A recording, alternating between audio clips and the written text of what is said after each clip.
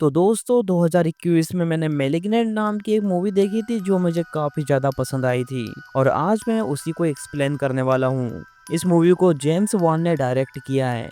इस मूवी का कंसेप्ट आपको काफ़ी पसंद आएगा क्योंकि इस मूवी में कुछ हट के दिखाया गया है। तो ज़्यादा देर ना करते हुए इस मूवी के एक्सप्लेनेशन को स्टार्ट करते हैं। लास्ट में हम इस मूवी से रिलेटेड कुछ थ्योरीज के बारे में बात करेंगे, इसलिए इस वीडियो को लास्ट तक जरूर देखना। तो फिल्म के फर्स्ट सीन में हमें 1993 का सीन दिखाया जाता है जहां पर हमें डॉक्टर फ्लोरेंस को दिखाया जाता है। डॉक्टर फ्लोरेंस रिकॉर्डिंग में किसी गैब्रियल नाम के इंसान के बारे में बात कर रही थी। वो कहती है कि गैब्रियल काफी तेजी से फैल रहा है और फैलता जा रहा है। तभी बीच में डिस्टर्ब करने के लिए कलीग वहां पर आता है और कहता है कि गैब्रियल वहां से भागने की कोशिश कर रहा है। गैब्रियल घबरा जाती है और जल्दी से उस रूम के पास जाती है। रास्ते में वो देखती है कि पूरे अस्पताल में अफरा तफरी मची हुई है, जिसे देखकर हम समझ पाते हैं कि गैब्रियल कोई मामूली नहीं है। एक गार्ड हिम्मत करके उसके रूम में जाता है लेकिन अपना हाथ कटवा कर वापस आ जाता है। उस गार्ड को सभी लोग देखकर काफी घबरा जाते हैं, लेकिन डॉक्टर फ्लोरेंस किसी तरह हिम्मत दिखाकर डॉट गन ले जाती है और गैब्रियल को शूट कर देती है, जिससे गैब्रियल मरता तो नहीं लेकिन बेहोश हो जाता है।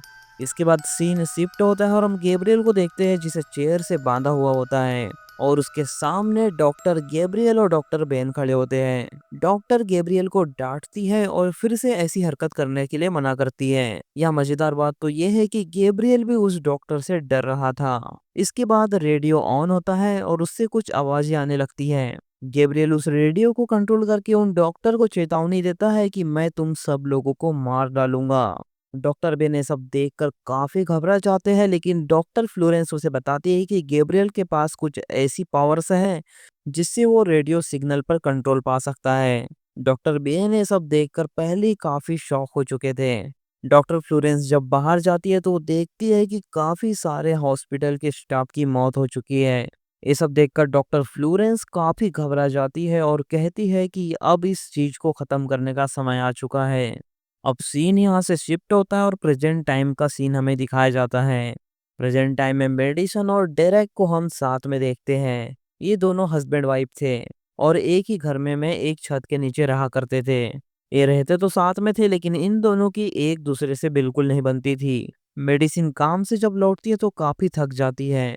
वो सोना चाहती थी इसलिए वो टीवी बंद कर देती है। डेरिक को इसी बात पर काफी ज्यादा गुस्सा आ जाता है। इन दोनों के बीच लड़ाई चालू हो जाती है और डेरिक मेडिसिन का सिर एक दीवार पर मार देता है। दरअसल मेडिसिन कई बार प्रेग्नेंट हो चुकी है लेकिन उसका मिसकैरेज हो जाता है, यानी कि उसका बच्चा पेट में ही मर जाता है, जिस कारण से वो काफी ज्यादा अपसेट रहती थी और इसी वजह से इन दोनों के बीच में अनबन चल रही थी। दीवार से उसका सिर टकराने के बाद उसके सिर से ब्लीडिंग चालू हो जाती है। डेरिक जल्दी से दौड़कर फर्स्ट एड बॉक्स लाने के लिए जाता है लेकिन मेडिसिन इतने में ही दरवाजा लॉक कर देती है। मजबूरन डेरिक को बाहर ही सोना पड़ता है लेकिन बीच में उसकी नींद खुल जाती है। वो किचन में जाता है तो कुछ पैरानॉर्मल एक्टिविटी चालू हो जाती है, जैसे मिक्सर अचानक चालू हो जाना, फ्रिज का अचानक खुल जाना। डेरिक इन सब चीजों को देखने लगता है और कुछ समझ पाता उससे पहले ही हम उसके पीछे एक डार्क शेडो को देखते हैं जो उसके ऊपर हमला कर देती है। तभी अचानक मेडिसिन की आंख खुल जाती है और हमें पता चलता है कि ये उसका एक सिर्फ नाइटमेयर था। मेडिसिन कमरे का दरवाजा खोलती है और बाहर जाकर देखती है तो काफी शॉक हो जाती है। उसे बाहर उसके हस्बैंड की बहुत बुरी हालत में लाश दिखाई देती है। वहाँ मेडिसिन को डार्क शेडो दिखाई देती है जिसने डेरिक को मार दिया था। अब मेडिसिन उसे देखकर डर जाती है और अपने कमरे में जाकर खुद को लॉक कर लेती है।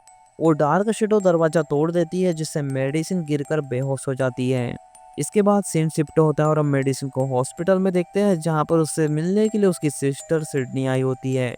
सिडनी उसे देखकर काफी शॉक होती है और दोनों काफी इमोशनल हो जाते हैं। सिडनी उसे बताती है कि तुम्हारे पेट में पल रहा बच्चा मारा जा चुका है और डेरिक के भी मरने की खबर उसे बताती है। ये सुनकर मेडिसिन काफी शॉक हो जाती है और काफी रोने लगती है। तभी वहां पर इंस्पेक्टर सॉ आते हैं जो उससे डेरिक के बारे में पूछताछ करने लगते हैं, लेकिन मेडिसिन कुछ भी बताने की हालत में नहीं थी, इसलिए सॉ को वहां से जाना पड़ता है। इसके बाद इंस्पेक्टर शॉ और उसकी कलीग फॉरेंसिक एक्सपर्ट से बात करते हैं जिनसे उन्हें पता लगता है कि डेरिक की बॉडी पर किसी के फिंगरप्रिंट है। तभी वो लोग गेस करते हैं कि घर में तो कोई घुसा नहीं। इसका मतलब है कि मेडिसिन ने ही उसके हस्बैंड को मारा है। इसके बाद हॉस्पिटल से मेडिसिन को डिस्चार्ज कर दिया जाता है और सिडनी उसे उसके घर के बाहर ड्रॉप करती है। रात में जब मेडिसिन उठती है तो वो देखती है कि उसके घर के बाहर एक लाइट ब्लिंक कर रही है। मेडिसिन उस लाइट को गौर से देखने लगती है। मेडिसिन यहाँ पर उसी शेडो को महसूस करती है, जिससे डर कर वो सभी घर के दरवाजे वगैरह को लॉक कर देती है और लाइट बंद कर देती है। तभी हम देखते हैं कि एक डोर अचानक खुल जाता है, जिससे डर कर मेडिसिन अपने आप को एक कमरे में लॉक कर लेती है। अब मेडिसिन को डर होता है कि इस रात को कुछ ना कुछ जरूर होगा, इसलिए वो सभी चीज को लॉक करती है।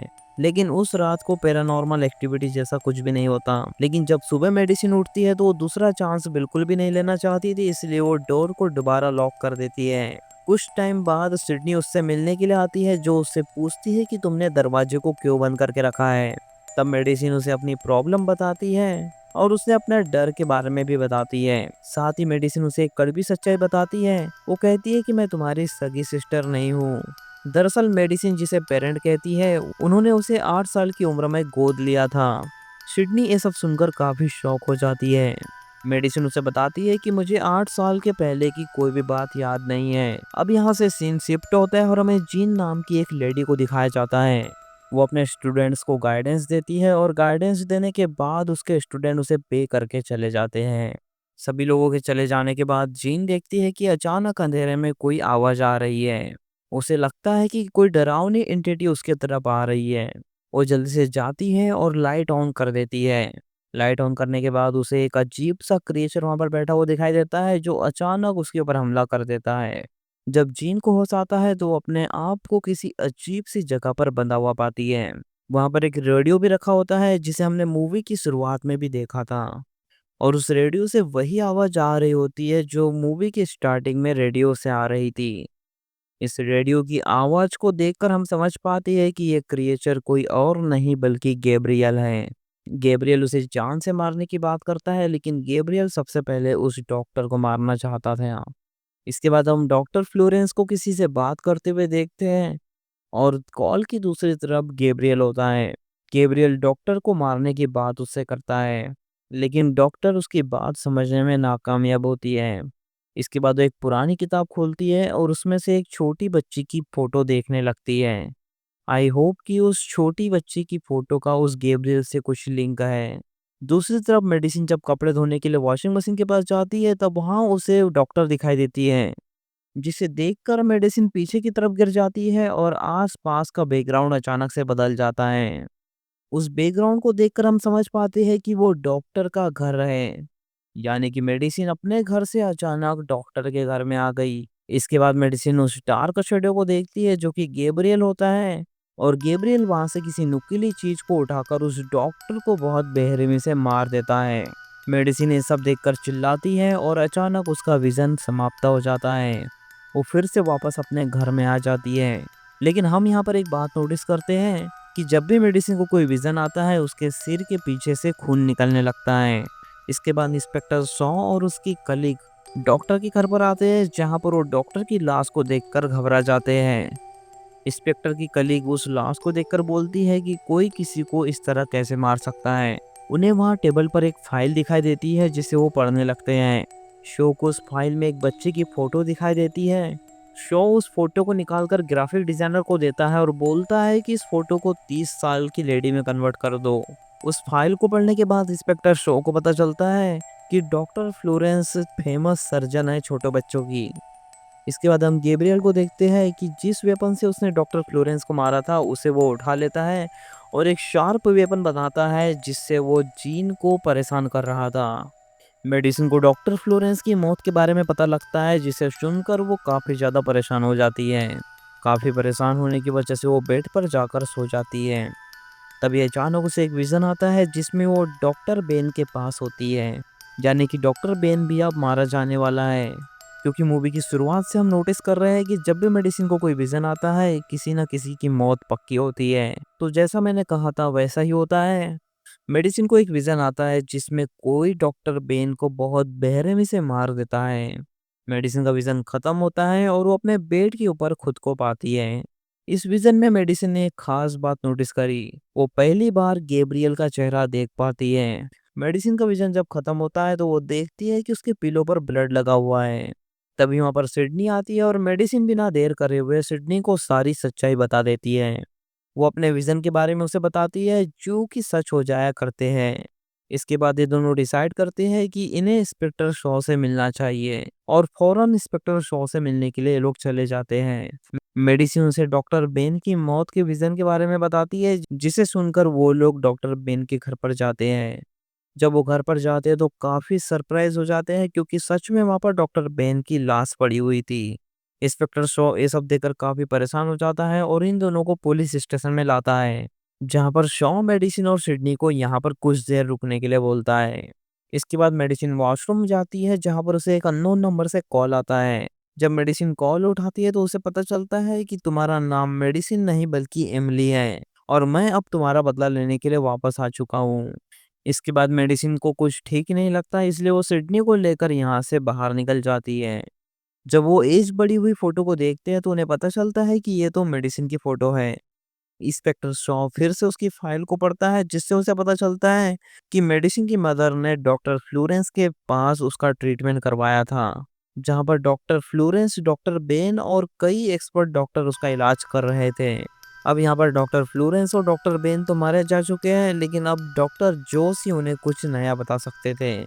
इसीलिए इंस्पेक्टर शॉन डॉक्टर जॉन के यहाँ निकल जाता है। अगले सीन में हम मेडिसिन और सिडनी को देखते हैं जो उनकी मदर से मिलने के लिए जाती हैं और उसकी मदर उसे बताती है कि बचपन में तुम्हारा कोई इमेजिनरी फ्रेंड होता था। इसके बाद मेडिसिन को फिर से एक विजन आती है जहां पर वो डॉक्टर जॉन के पास खुद को पाती है। गैब्रियल डॉक्टर जॉस को मारने ही वाला था लेकिन तभी शॉ वहां पर आ जाता है और शॉ और गैब्रियल के बीच में हाथापाई हो जाती है। शो गैब्रियल के ऊपर फायर करने लगता है जिससे एक दो गोली उसके ऊपर लग जाती है लेकिन गैब्रियल वहां से भागने में कामयाब होता है। अब मेडिसिन की विजन यहीं पर खत्म हो जाती है। इसके बाद इंस्पेक्टर सॉ और एक साइकेट्रिस्ट मेडिसिन के घर पर आते हैं जहां पर वो उसकी थेरेपी करके उसकी पुरानी मेमोरीज को वापस लाया जा सके। थेरेपी के दौरान मेडिसिन उन्हें बताती है कि बचपन में अक्सर ऐसा होता था, गलत काम गैब्रियल करता था और डांट मुझे पड़ती थी। इसके बाद मेडिसिन बचपन का एक इंसिडेंट उन्हें बताती है जिसमें गैब्रियल का कॉल उसे आया था और वो गैब्रियल उसे केक कट करने के लिए कह रहा था। इसके बाद मेडिसिन एक नाइफ उठाकर केक कट करने की कोशिश करती है लेकिन तभी उसे होश आ जाता है। होश आती है वो देखती है कि उसके सामने कोई केक नहीं बल्कि उसकी माँ एमा है। उसकी माँ प्रेग्नेंट है और मेडिसिन अनजाने में उसके पेट को ही काटने वाली थी। मेडिसिन ये सब बताते हुए काफी चिल्लाने लगती है जिससे वहाँ अफरा तफड़ी वाला माहौल बन जाता है। प्रेजेंट टाइम में हमें जीन को दिखाया जाता है जहाँ जीन गैब्रियल की केस से आज़ाद होने वाली है। आज़ाद होने के बाद वो वहाँ से बाहर जाने का रास्ता ढूंढने लगती है। थोड़ा आगे चलने पर जीन फ्लोर के अंदर धंस जाती है और धड़ाम ने नीचे गिर जाती है। नीचे इंस्पेक्टर सॉ और एक साइकियाट्रिस्ट मेडिसिन की थेरेपी कर रहे थे। अब ये सब देखकर हम समझ जाते हैं कि गैब्रियल ने मेडिसिन की छत के ऊपर ये सब कांड किया था।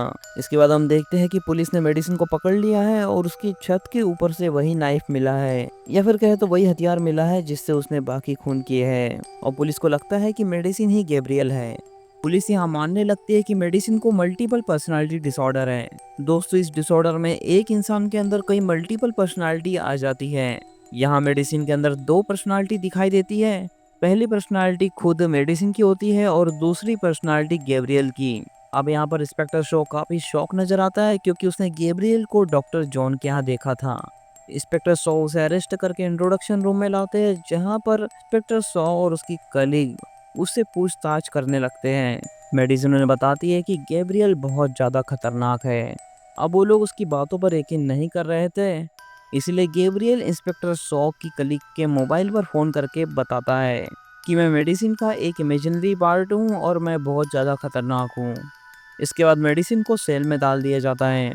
इसके बाद हम सिडनी को देखते हैं जो उसकी माँ एमा से उसी हॉस्पिटल का एड्रेस लेती है और वहाँ पर जाकर मेडिसिन के बारे में छानबीन करने लगती है।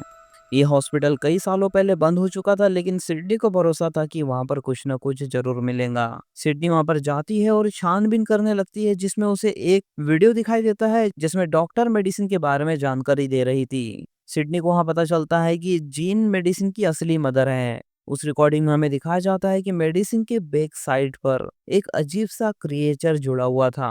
वो क्रिएचर कोई और नहीं बल्कि गैब्रियल होता है और वो मेडिसिन के दिमाग को यूज करता है। यानी कि ये दोनों एक ही दिमाग से जिंदा है। डॉक्टर फ्लोरेंस हमें बताती है कि गैब्रियल एक आम बच्चा नहीं है, उसकी साइकिक पावर आम बच्चों से काफी ज्यादा है। वो अपने साइकिक पावर से काफी चीजें कंट्रोल कर सकता है, जैसे रेडियो वेव्स और फ्रिक्वेंसीज, जिसके जरिए वो किसी भी रेडियो या मोबाइल को कंट्रोल करके किसी से भी बात कर सकता है। इसके बाद गैब्रियल मेडिसिन को कंट्रोल कर हॉस्पिटल में काफी ज्यादा तबाही मचाता है, और ये सीन हम मूवी के शुरुआत में भी देख चुके हैं। इसके बाद डॉक्टर फ्लोरेंस को काफी गुस्सा आता है और वो कहती है कि इन सब चीजों को अब खत्म करना ही होगा। इसके बाद हम देखते हैं कि मेडिसिन के बैक वाले हिस्से से गैब्रियल को अलग कर दिया जाता है।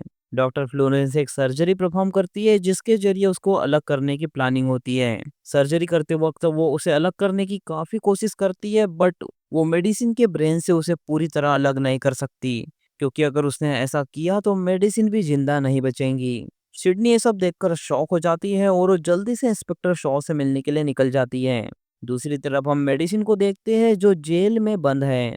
वहाँ काफी सारे प्रिजनर्स हैं और वो प्रिजनर्स उसे मारने लगते हैं। तभी मेडिसिन के सिर पर चोट लग जाती है और उसके पीछे वाले हिस्से से खून निकलने लगता है। उसे काफी ज्यादा दर्द होने लगता है और ये दर्द इतना था कि उसने पीछे से सिर को ही फाड़ लिया। यहाँ पर गैब्रियल मेडिसिन को पूरी तरह कंट्रोल कर लेता है और सारे प्रिजनर को मार देता है। इसके बाद इंस्पेक्टर शॉ को ये बात पता लगती है तो जल्दी से जेल की तरफ जाता है। तभी उसका सामना गैब्रियल से होता है, लेकिन गैब्रियल उसके ऊपर हावी होकर वहां से भाग जाता है। तभी वहाँ पर सिडनी आती है और इंस्पेक्टर सॉ उसे उसी हॉस्पिटल में ले जाने के लिए बोलता है जहाँ पर जीन एडमिट है, क्योंकि गैब्रियल का नेक्स्ट टारगेट जीन है। इसके बाद सिडनी और सॉ हॉस्पिटल आते हैं जहाँ पर वो गैब्रियल का तमाशा देखते हैं। गैब्रियल ने हॉस्पिटल में काफी ज्यादा अफरा तफरी मचा के रखी थी और ये सब देखकर इंस्पेक्टर सॉ हैरान हो जाता है। इसके बाद गैब्रियल सीधा जीन के कमरे में जाता है और उसे मारने की कोशिश करता है। जीन उससे बार बार माफी मांगती है, लेकिन गैब्रियल उसे माफ नहीं करने वाला। जीन को बचाने के लिए इंस्पेक्टर सॉ पीछे से गन से शूट करते हैं, लेकिन गैब्रियल उसके ऊपर हथियार फेंकता है जो सीधा सॉ की छाती में जाकर लगता है। तभी वहां पर सिडनी आती है, लेकिन गैब्रियल सिडनी के ऊपर हॉस्पिटल बेड फेंक कर उसे दबा देता है। इसके बाद गैब्रियल सिडनी को बताता है कि वो बचपन से ही सिडनी को मारना चाहता है, लेकिन हर बार सिडनी किसी न किसी तरीके से उससे बच जा रही है। इसके बाद सिडनी यहाँ इमोशनल ड्रामा खेलने लगती है और वो मेडिसिन को आवाज लगाती है ताकि मेडिसिन गैब्रियल के ऊपर कंट्रोल पा सके। सिडनी मेडिसिन को बताती है कि गैब्रियल के कारण ही तुम्हारे सारे बच्चों की मौत हुई है और हर बार उसके प्रेगनेंसी का मिसकैरेज हो जा रहा है। ये सब सुनकर मेडिसिन गैब्रियल के ऊपर काबू पाने की कोशिश करने लगती है। नेक्स्ट सीन में हम देखते हैं कि गैब्रियल ने सिडनी को मारकर जीन को भी मार दिया है, लेकिन तभी यहाँ मेडिसिन को सामने गैब्रियल दिखाई देता है, जिससे हम समझ पाते हैं कि मेडिसिन ने अपने दिमाग के ऊपर काबू पा लिया है। अब मेडिसिन के दिमाग के ऊपर सिर्फ मेडिसिन का हक है, गैब्रियल का अब काबू पाना असंभव है। और कुछ टाइम पहले जो सिडनी को मारकर जीन को मार दिया गया था वो सब भी एक इमेजिनेशन था जो मेडिसिन ने गैब्रियल को दिखाया था, ताकि गैब्रियल कमजोर हो जाए और मेडिसिन उसके दिमाग के ऊपर काबू पा सके। इसके बाद मेडिसिन गैब्रियल को बोलती है कि मेरे शरीर और मेरे दिमाग के ऊपर सिर्फ मेरा हक है। इतना कहने के बाद उसके सिर के पीछे का हिस्सा दिखाया जाता है जहाँ पर गैब्रियल उसके सिर के अंदर जाने लगता है। सिडनी को जो बेड के नीचे दबी हुई थी उसे बाहर निकाल लेती है और उसके गले लग जाती है, और इसी इमोशनल ड्रामा को दिखाते हुए ये मूवी यहीं पर खत्म हो जाती है। तो हम इस मूवी से रिलेटेड कुछ बातें कर लेते हैं जो इस मूवी के अंदर हमें नहीं दिखाया गया, या फिर कहे तो हमें अच्छे से एक्सप्लेन नहीं किया गया। जैसे हमें मूवी देखने के बाद ये नहीं समझ आता कि गैब्रियल अचानक एक्टिवेट कैसे हो गया, क्योंकि मेडिसिन शादी होने के बाद खुशी खुशी अपने पति के साथ रह रही थी, लेकिन अचानक गैब्रियल एक्टिवेट होके खून खराबा कैसे करने लगा। अगर खून खराबा करना रहता तो उसके पहले भी वो कर सकता था। तो दोस्तों मूवी देखने पर हमें ये समझ आता है कि मेडिसिन के हस्बैंड ने जब उसे धक्का दिया तो वो उसका सिर दीवार से टकरा गया। जब उसका सिर दीवार से टकराया तो उसके सिर के पीछे से खून निकलने लगा। शायद इसी वजह से गैब्रियल एक्टिवेट हो गया और गैब्रियल का कंट्रोल धीरे धीरे मेडिसिन के ब्रेन पर आने लगा। वो धीरे धीरे मेडिसिन के ब्रेन पर कंट्रोल पाकर बाकी किलिंग्स करने लगा। मूवी के अंत में हम देखते हैं कि मेडिसिन किसी तरह अपने ब्रेन के ऊपर कंट्रोल पाने की कोशिश करती है, जिससे गैब्रियल वीक हो जाता है और मेडिसिन अपने ब्रेन के ऊपर कंट्रोल पा लेती है। यहाँ फिर से गैब्रियल मेडिसिन के ब्रेन के अंदर चला जाता है। तो दोस्तों ये थी कुछ मूवी से रिलेटेड कुछ थ्योरीज। बाकी अगर आपको कुछ अलग लगता है तो आप कमेंट बॉक्स में मुझे ज़रूर बताएं। तो दोस्तों अगर आपको इस मूवी की एक्सप्लेनेशन पसंद आई हो तो इस वीडियो को लाइक और चैनल को सब्सक्राइब ज़रूर करना। बाकी मैं मिलूँगा आपसे न्यू वीडियो में, तब तक के लिए love you, take care, bye bye.